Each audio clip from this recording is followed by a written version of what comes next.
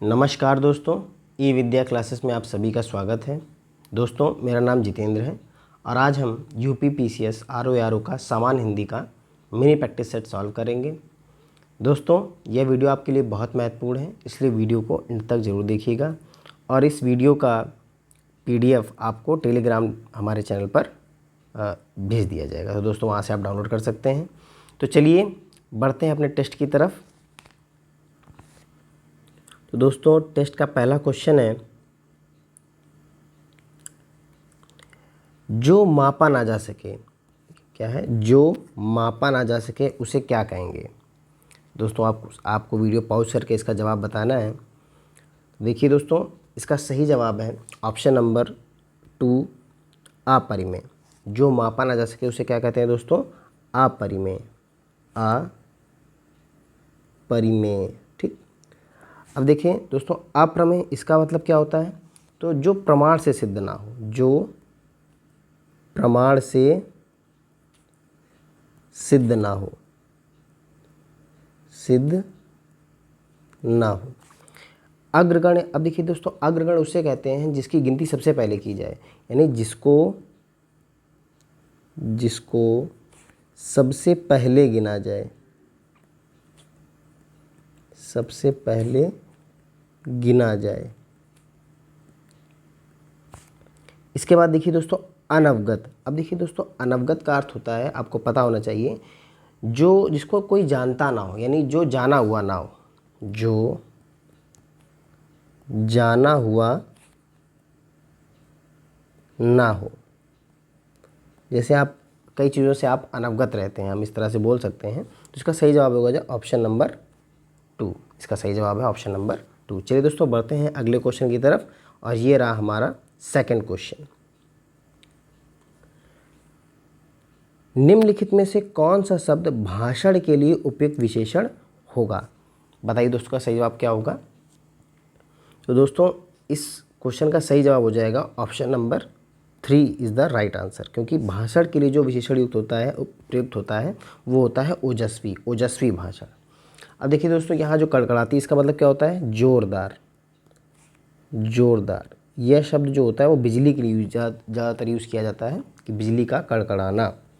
ठीक। अगला ऑप्शन है तेजस्वी। अब देखिए दोस्तों, तेजस्वी होता है, इसका अर्थ होता है प्रतापी। जब हम किसी व्यक्ति के लिए यूज़ करते हैं तो वहाँ पर तेजस्वी यूज़ करते हैं। इसके बाद है तेज। अब देखिए दोस्तों, तेज विशेषण है, इसका प्रयोग होता है जैसे तेज चमकना, तेज चमकना। ठीक। और तेज दौड़ना, तो आपका ये विशेषण इन शब्दों में यूज़ होता है। तो चलिए दोस्तों, इसका सही जवाब ऑप्शन नंबर 3 ओजस्वी। ठीक। बढ़ते हैं क्वेश्चन नंबर 3 की तरफ। ये रहा दोस्तों क्वेश्चन नंबर 3। निम्न में से कौन सा शब्द तद्भव है? अब देखिए दोस्तों, आपको इस शब्द दिए हैं, इनमें काफ़ी शब्द तत्सम है, आपको लेकिन तद्भव बताना है। तो देखिए दोस्तों, इसका सही जवाब है ऑप्शन नंबर बी, यानी ऑप्शन नंबर 2 सही जवाब है। जीभ, जीभ एक तद्भव है और इसका जब आप तत्सम बनाएंगे तो इसका तत्सम होगा जिह्वा। क्या होगा दोस्तों? जिह्वा। यानी अब ये जंघा, जटा, ज्ञान, ये सब तत्सम शब्द हैं। ठीक है दोस्तों, क्योंकि बाकी सब तत्सम है और ये है तद्भव, तो आपका सही आंसर हो जाएगा ऑप्शन नंबर 2। लेकिन देखिए दोस्तों, जांग अगर तत्सम शब्द है तो इसका तद्भव क्या होगा? तो ये जांग तत्सम में इस तरह लिखा जाता है और तद्भव में इस तरह लिखा जाता है, जांग। ठीक, आपको पता होना चाहिए। जटा देखिए तत्सम है, इसका तद्भव हो जाएगा जड़, जिसका हम सामान्य भाषा में बोलते भी रहते हैं। ज्ञान, अब ज्ञान का तद्भव क्या हो जाएगा? जान। क्या होता है दोस्तों? जान। ठीक। तो आपको कुछ, चलिए कुछ तत्सम शब्द बताइए आप इनके। मैं आपको दे रहा हूँ। बताइए चौथा का, चौथा एक तद्भव शब्द है, इसका बताइए। दाढ़ी का बताइए दोस्तों, दाढ़ी का। जोबन, जोबन का बताइए तत्सम।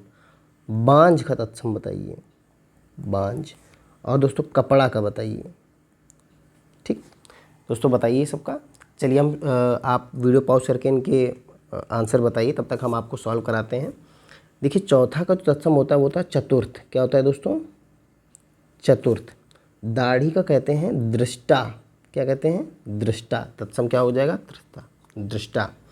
जोबन का तत्सम होता है यौवन, क्या होता है दोस्तों, यौवन। बांझ का वंध्या, याद रखिएगा बहुत इंपॉर्टेंट है ये, बांझ का वंध्या। और कपड़ा का करपट, क्या होता है दोस्तों, करपट। ठीक, तो ये रहा हमारा क्वेश्चन नंबर 3, इसका सही जवाब ऑप्शन नंबर 2। बढ़ते हैं अगले क्वेश्चन की तरफ। ये रहा अगला क्वेश्चन, जिसकी तुलना ना की जा सके, वाक्यांश के लिए एक शब्द होगा। देखिए दोस्तों बहुत ही सरल क्वेश्चन है ये, आपको इसका आंसर पता होना चाहिए। तो इसका सही जवाब है ऑप्शन नंबर 4, अतुलनीय, जिसकी तुलना ना की जा सके। देखिए इसके अलावा जो पहला ऑप्शन है अन्य मनस, इसका अर्थ क्या होता है, तो इसका अर्थ होता है जिसका मन कहीं ना लगता हो, जिसका मन कहीं ना लगता हो। ठीक, इसके बाद है अनुपम। आप जानते हैं अनुपम क्या होता है, जिसकी कोई उपमा ना हो, मतलब जिसकी बराबरी का कोई और ना हो, जिसकी बराबरी का कोई और ना हो। ठीक, इसके बाद देखिए तुलनीय, जिसकी तुलना की जा सके, जिसकी तुलना की जा सके, ठीक, की जा सके। तो आपका सही जवाब option number 4 is the right answer. बढ़ते हैं अगले क्वेश्चन की तरफ। यह रहा हमारा अगला क्वेश्चन, प्रागैतिहासिक शब्द निम्न में से किस वाक्यांश के लिए प्रयुक्त हुआ है, बताइए दोस्तों। तो दोस्तों इसका सही जवाब है ऑप्शन नंबर 4। प्रागैतिहासिक शब्द का अर्थ होता है ज्ञात इतिहास से पूर्व समय का। ठीक है दोस्तों, इसका सही जवाब ऑप्शन नंबर 4 है। चलिए दोस्तों कुछ एक महत्वपूर्ण बात आप समझ लीजिए। देखिए एक टर्म है आपका ऐतिहासिक, क्या है, ऐतिहासिक। ठीक, इसके बाद एक आपको याद रखना है आद्य ऐतिहासिक, आद्य ऐतिहासिक, और एक है प्राग ऐतिहासिक, प्रागैतिहासिक। अब देखिए दोस्तों ये 3 टर्म इतिहास से रिलेटेड हैं, आपको और आपको इनमें अंतर कैसे याद रखना है। देखिए यहाँ पर लिखेंगे साक्ष्य और यहाँ पर है पढ़ा। अब देखिए दोस्तों जो इतिहास की अगर हम बात करें तो इसके साक्ष्य भी उपलब्ध है और इन्हें पढ़ा भी जा सकता है, और पढ़ा भी जा चुका है, मतलब पढ़ा भी जा सकता भी है और पढ़ा जा चुका भी है। और आदि ऐतिहासिक की बात करें तो इनके साक्ष्य तो उपलब्ध है लेकिन इन्हें पढ़ा नहीं जा सकता, मतलब इस लिपि में लिखे हैं कि इन्हें अभी तक पढ़ा नहीं जा सका है। और प्राग ऐतिहासिक वो टाइम पीरियड है जिसके तो ना तो साक्ष्य मिले हैं, इसके ना तो साक्ष्य मिले हैं। अब जब साक्ष्य मिले ही नहीं तो इन्हें पढ़ा भी नहीं जा सका है। दोस्तों ये इन तीनों टर्म में अंतर है, आप इनको याद रखिएगा, कई बार पूछ लिया जाता है। तो वही है प्राग ऐतिहासिक शब्द का किसके लिए प्रयुक्त हुआ है, तो ज्ञात इतिहास से पूर्व समय का। तो option number 4 is the right answer हो जाएगा इसका। चलिए दोस्तों बढ़ते हैं क्वेश्चन नंबर 6 की तरफ। ये रहा क्वेश्चन नंबर 6।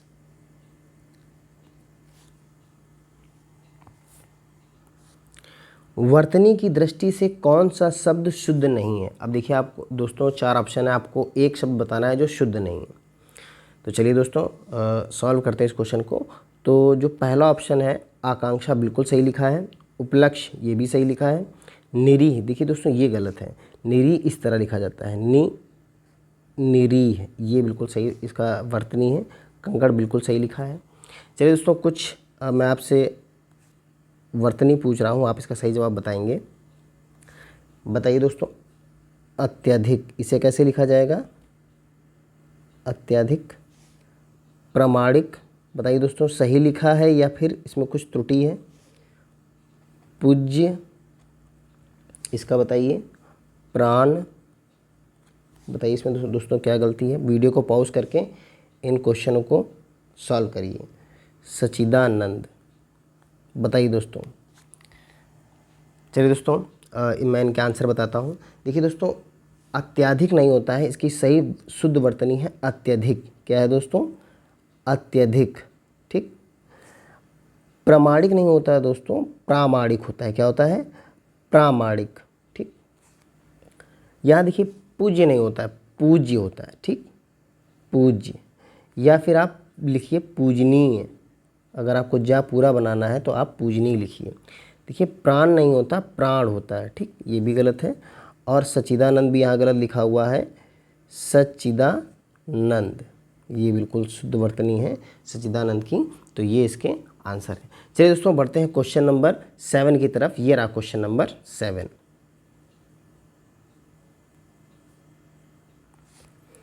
इनमें से कौन सा शब्द तद्भव है? अब देखिए दोस्तों, इनमें से 4 ऑप्शन में से 3 ऑप्शन तत्सम है, एक तद्भव है जो आपको बताना है। तो देखिए दोस्तों, इसका सही जवाब है ऑप्शन नंबर बी, कोयल। यहाँ पर जो कोयल है वो तद्भव शब्द है, क्योंकि इसका तत्सम जो होता है वो होता है कोकिल। क्या होता है? कोकिल। ठीक, तो option number 2 is the right answer हो जाएगा। अब देखिए ये जो कपि है ये तत्सम है दोस्तों, और कपि का जब आप तद्भव बनाएंगे तो बन जाएगा, कपि का क्या होता है? बंदर। क्या होता है? बंदर। पंडित का, अब देखिए दोस्तों, पंडित का जो ये देखिए ये तत्सम शब्द है पंडित, जब आप इसको तद्भव बनाएंगे तो इसका आएगा पांडे। क्या बनता है? पांडे, या आप पंडा भी कुछ लोग इसको बोलते हैं। पवन, देखिए ये भी दोस्तों तत्सम शब्द है, इसका जब आप तद्भव बनाएंगे तो आएगा पौन। क्या होता है? पौन। ठीक, ये आपका आंसर हो गया, option number 2 is the right answer. बढ़ते हैं अगले क्वेश्चन की तरफ, क्वेश्चन नंबर 8। इनमें से क्रमवाचक विशेषण का उदाहरण कौन सा है? इनमें से क्रमवाचक विशेषण कौन सा है? बताइए दोस्तों का सही जवाब क्या है? तो दोस्तों इसका सही जवाब है ऑप्शन नंबर ए। ठीक, देखिए ऑप्शन नंबर ए दूसरा बिल्कुल है क्रमवाचक, क्योंकि ये क्रमवाचक विशेषण है। पहला, दूसरा, तीसरा, चौथा, ये सब जब क्रम आते हैं तो इन्हें क्रमवाचक विशेषण कहते हैं। और दोस्तों आपको आपकी जानकारी के लिए ये भी बता दें, आपको विशेषण अच्छे से पढ़ना है, क्योंकि ये टॉपिक में बहुत अंदर से डीप से क्वेश्चन पूछते हैं। यहाँ देखिए जितने चारों ऑप्शन है ये सभी संख्यावाचक विशेषण के उदाहरण है। किसके हैं? संख्यावाचक विशेषण के उदाहरण है ये। अब देखिए दोस्तों, जब आप संख्यावाचक विशेषण पढ़ेंगे तो आप उसमें भी निश्चित और अनिश्चित संख्यावाचक पढ़ेंगे, और जो निश्चित संख्यावाचक होता है उसमें जब आप देखेंगे उसके भी बहुत सारे टाइप हैं, जैसे समुदायवाचक, पूर्ण संख्यावाचक, अपूर्ण संख्यावाचक, आवृत्तिवाचक। तो ये सब भी आपको टाइप पढ़ने हैं। जैसे आप देखिए ये दोनों जो है, ये जो दोनों है ये आपका समुदायवाचक है, दोनों, तीनों। जब ये भी आए तो ये संख्यावाचक के अंदर भी आएगा समुदायवाचक संख्यावाचक, समुदायवाचक विशेषण, समुदायवाचक। अगर हम बात करें दूना, चौगुना, ये जो होते हैं ये होते हैं आवृत्तिवाचक। क्या होते हैं? आवृत्तिवाचक। ठीक, आपको याद रखना है दोस्तों। ये 2, 3, अब आप जानते हैं ये संख्या है, पूरी संख्या है तो पूर्ण। जब 1.5, 3.5 इस तरह से आए, दशमलव में आए तो अपूर्ण संख्यावाचक। जब पूरे नंबर आए तो पूर्ण संख्यावाचक। ठीक है, तो ये है पूर्ण संख्यावाचक। तो दोस्तों इसका सही उत्तर है option number A is the right answer. बढ़ते हैं अगले क्वेश्चन की तरफ। ये रहा क्वेश्चन नंबर 9। दाल में ज़्यादा नमक पड़ गया है, वाक्य में कौन सा विशेषण है? अब देखिए दोस्तों, बताइए इसका सही जवाब क्या होगा?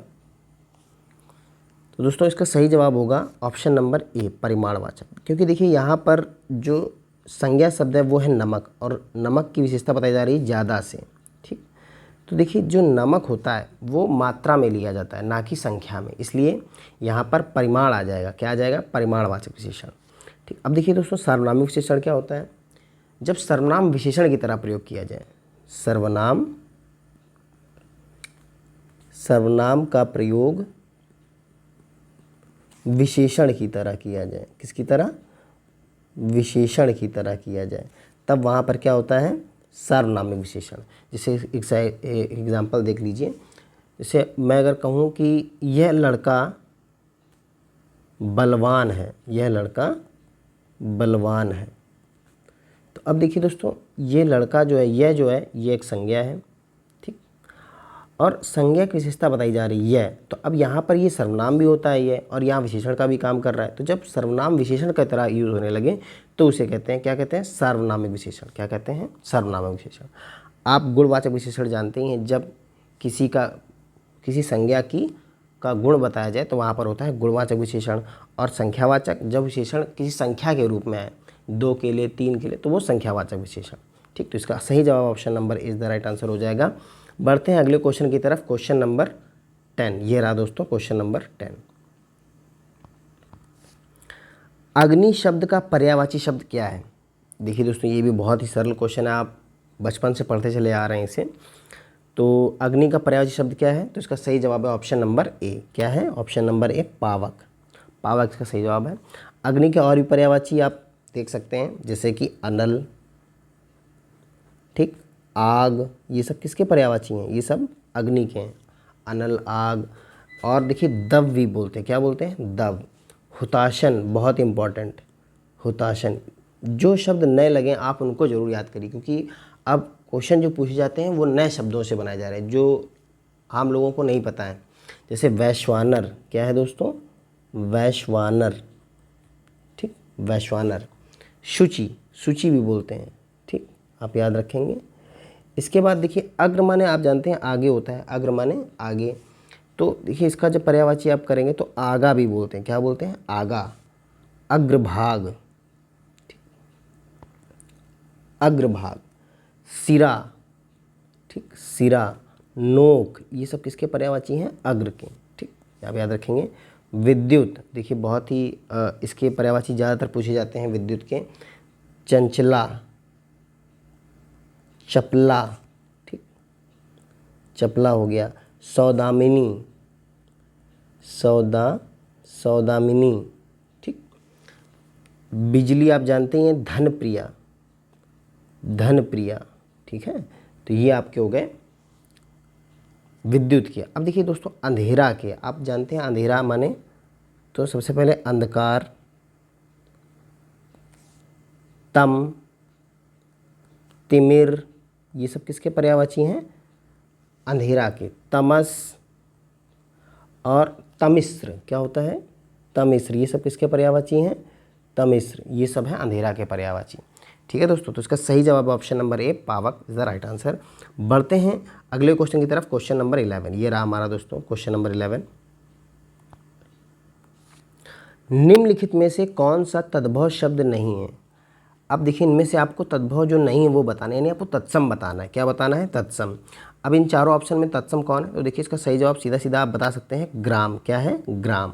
जो ग्राम है ये तत्सम शब्द है, और इसका तद्भव जब आप बनाएंगे तो बनेगा गांव। क्या बनेगा? गांव।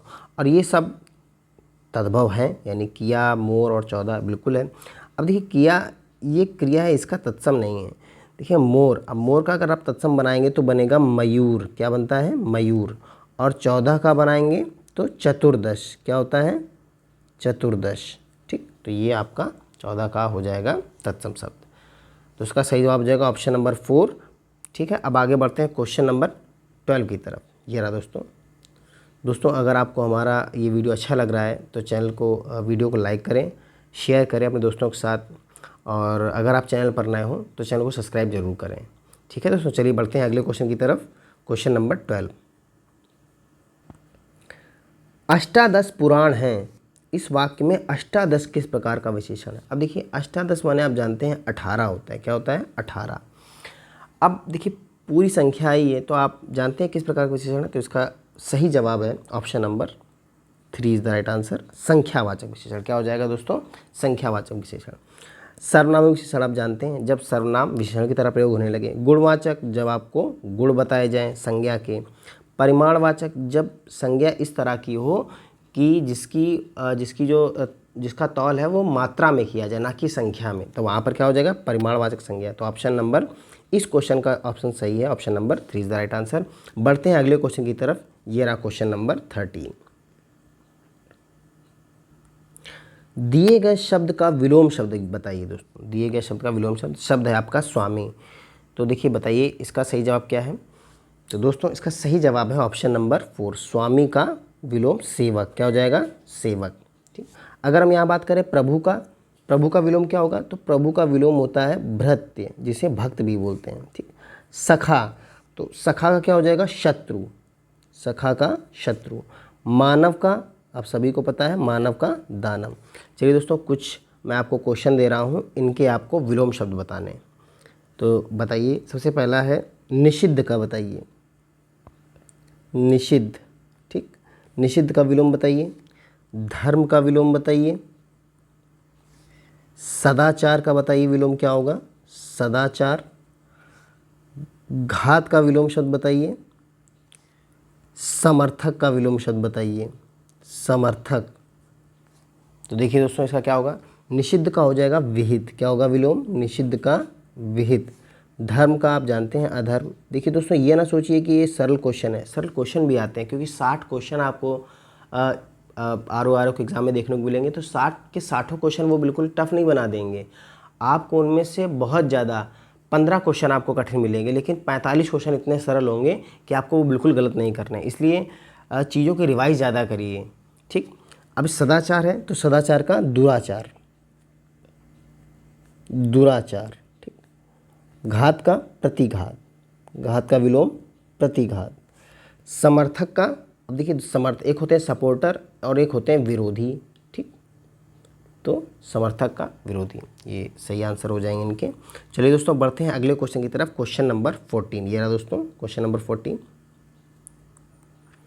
दिए गए शब्द के समानार्थी शब्द का चयन करें। अब देखिए शब्द दिया है आपको आंसू, क्या दिया है, आंसू।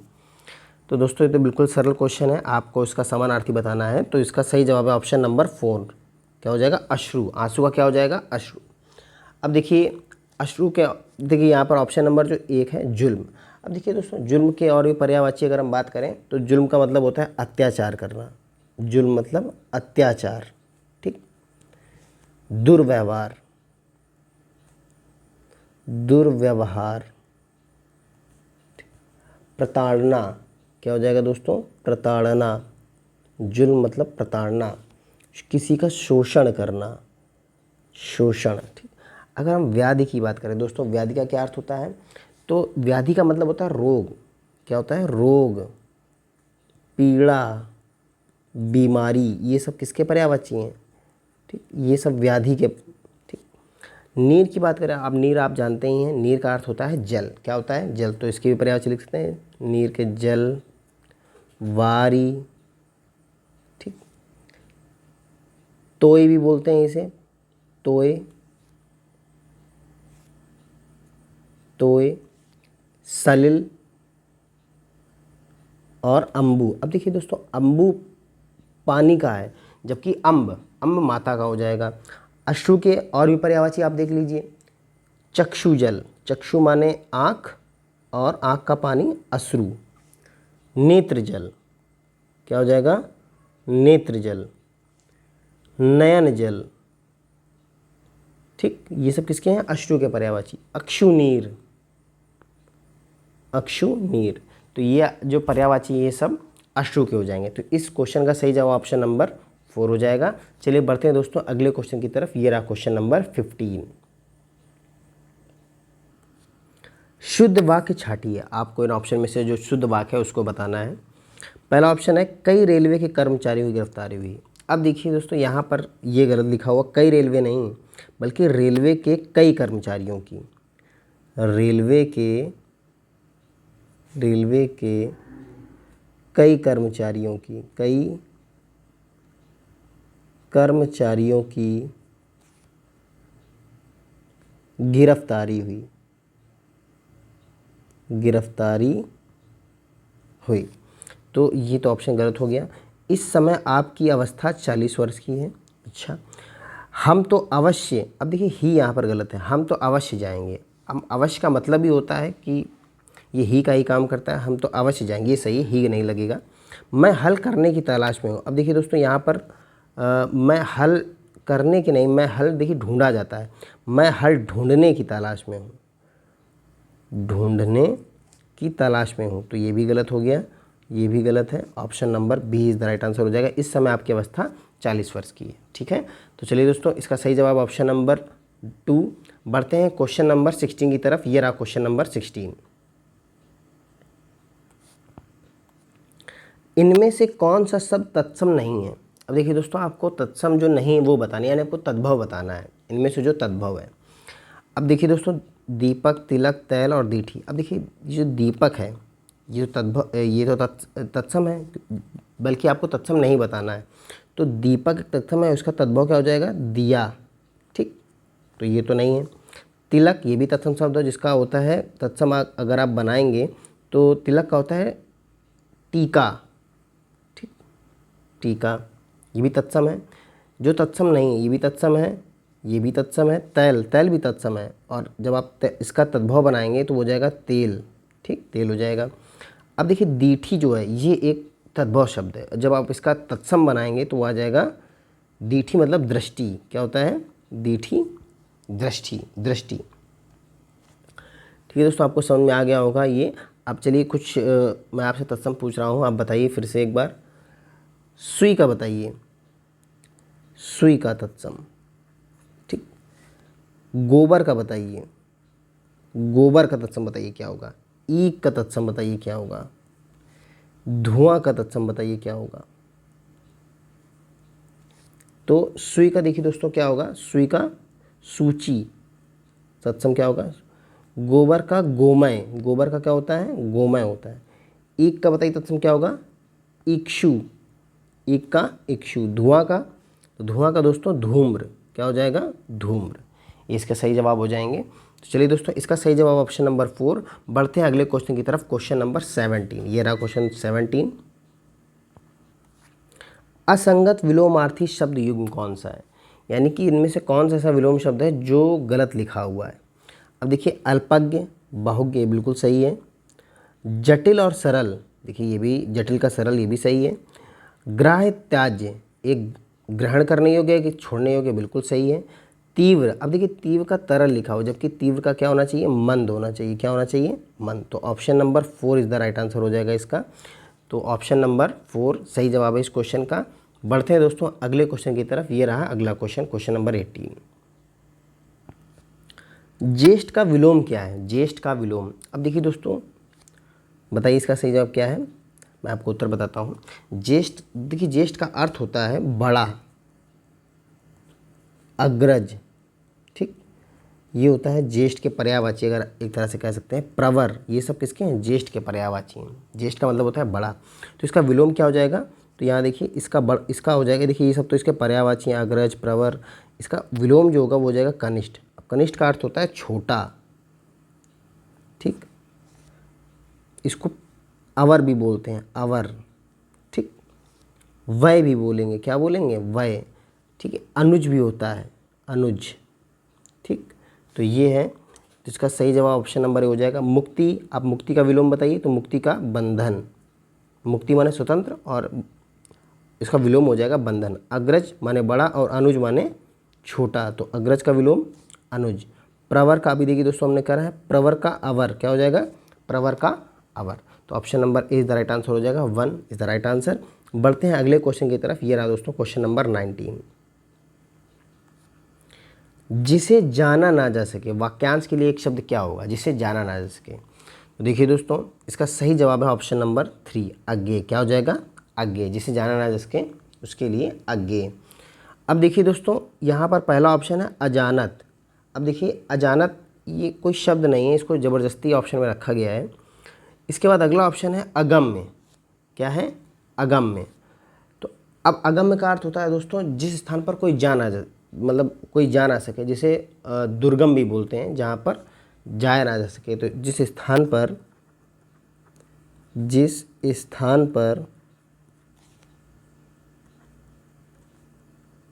कोई ना जा सके तो उसे बोलेंगे अगम्य। इसके बाद है देखिए अज्ञेय। अज्ञेय आप जानते हैं जिसे जाना ना जा सके। अशक्त, अशक्त का मतलब क्या होता है? जिसमें शक्ति ना हो, जिसमें शक्ति ना हो, शक्ति ना हो। ठीक, तो ये है इसका। तो option number 3 is the right answer हो जाएगा। चलिए दोस्तों बढ़ते हैं आज के हमारे लास्ट क्वेश्चन की तरफ। ये रहा दोस्तों इस प्रैक्टिस सेट का लास्ट क्वेश्चन।